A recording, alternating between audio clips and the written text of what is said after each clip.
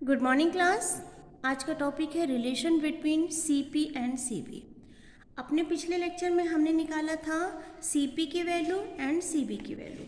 CP की value क्या थी हमारी, del H upon del T at constant pressure. CB की वैल्यू थी del E upon del T at constant volume. इसको हम क्या बोलते थे कि किसी भी सब्सटेंस के द्वारा कांस्टेंट प्रेशर पे इंथैल्पी चेंज उस सब्सटेंस की heat capacity at constant pressure कहलाती है। और सीबी को हमने क्या बोला था कि किसी भी सब्सटेंस के द्वारा कांस्टेंट वॉल्यूम पे इंटरनल एनर्जी में जो चेंज होता है विद रिस्पेक्ट टू टेम्परेचर उसका क्या कहलाता है, CB, heat capacity at constant volume. आज हम देखेंगे इनके बीच रिलेशन क्या है। तो अगर हम लिखें C P minus C B तो ये क्या निकल के आएगा, del H upon del T at constant pressure minus del E upon del T at constant volume.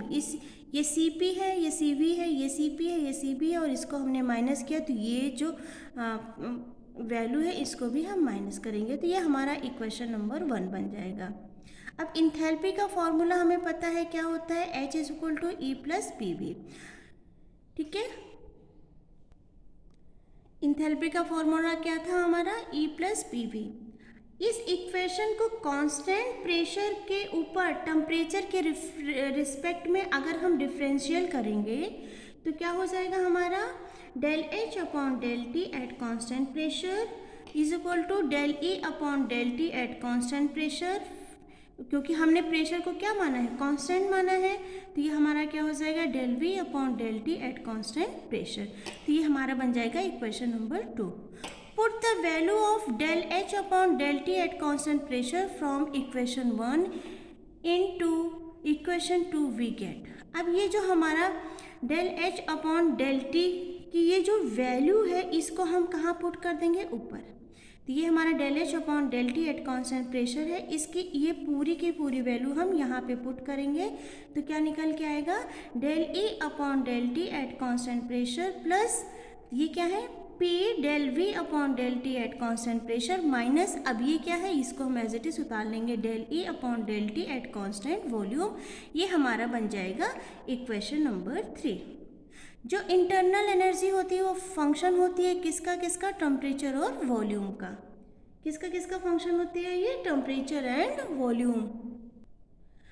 अब अगर हमारा इंटरनल एनर्जी किसका किसका फंक्शन होती है, टेम्परेचर और वॉल्यूम का, और ये जो इंटरनल एनर्जी है ये क्या है, हमारा स्टेट फंक्शन है। अगर ये स्टेट फंक्शन है तो इसका हम क्या कर सकते हैं, एग्जैक्ट डिफरेंशियल इसका होगा।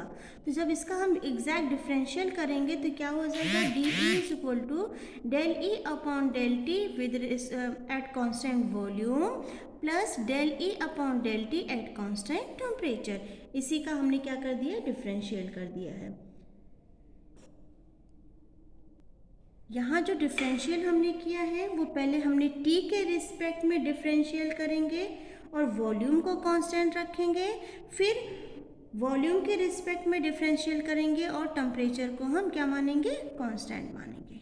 ठीक, divide this equation by D T at constant pressure. ये जो इक्वेशन हमने पीछे बनाई है उस इक्वेशन को हम किससे डिवाइड करेंगे, डी टी से।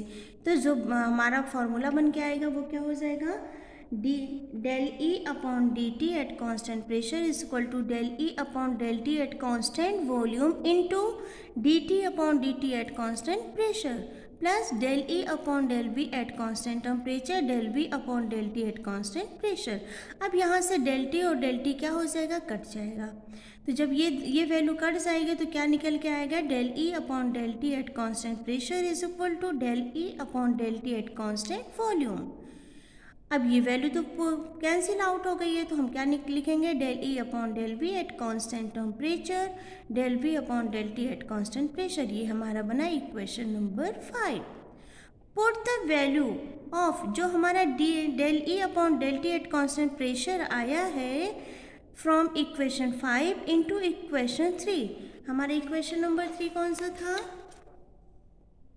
आई होप आपको दिख रहा होगा। इक्वेशन नंबर हमारा ये है 3। ठीक है, इसमें हमें कौन सी वैल्यू पुट करनी है, इक्वेशन नंबर 5 की वैल्यू पुट करनी है।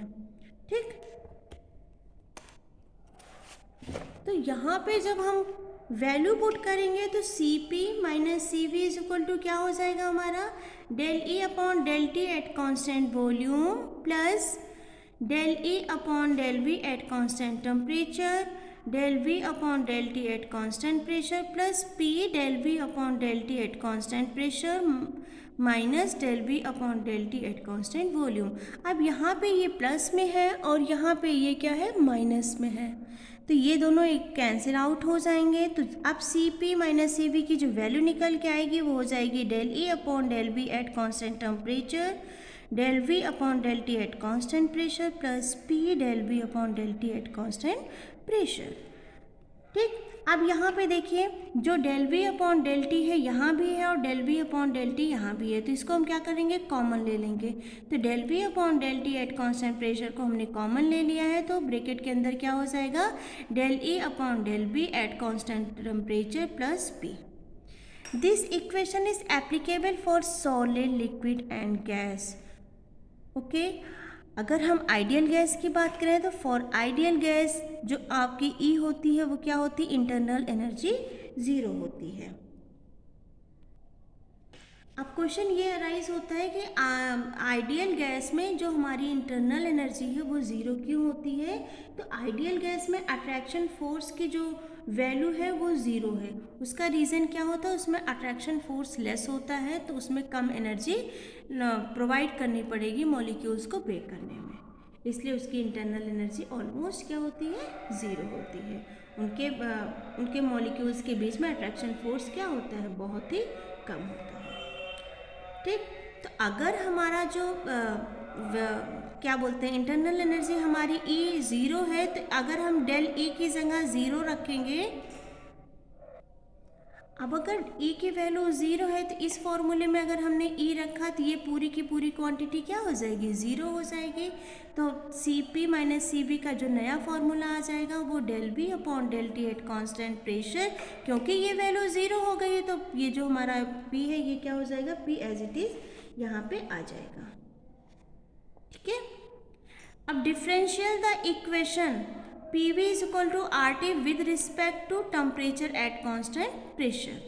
अगर हम P V is equal to R T का डिफरेंशियल करें किसके, with respect to temperature at constant pressure, तो जो हमारा डिफरेंशियल होगा वो क्या हो जाएगा, P del V upon del T at constant pressure is equal to R del T upon del T at constant pressure.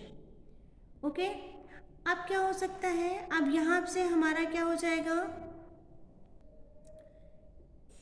इसको हम लिख सकते हैं P del B upon del T at constant pressure is equal to R. ठीक है, या फिर हम इसको लिख सकते हैं C P minus C V is equal to R.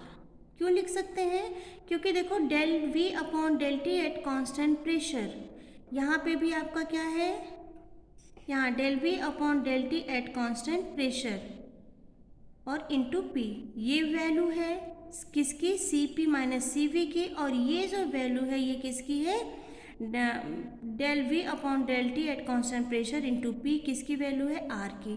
तो हम C P minus C V को क्या लिख सकते हैं, C P minus C V is equal to are.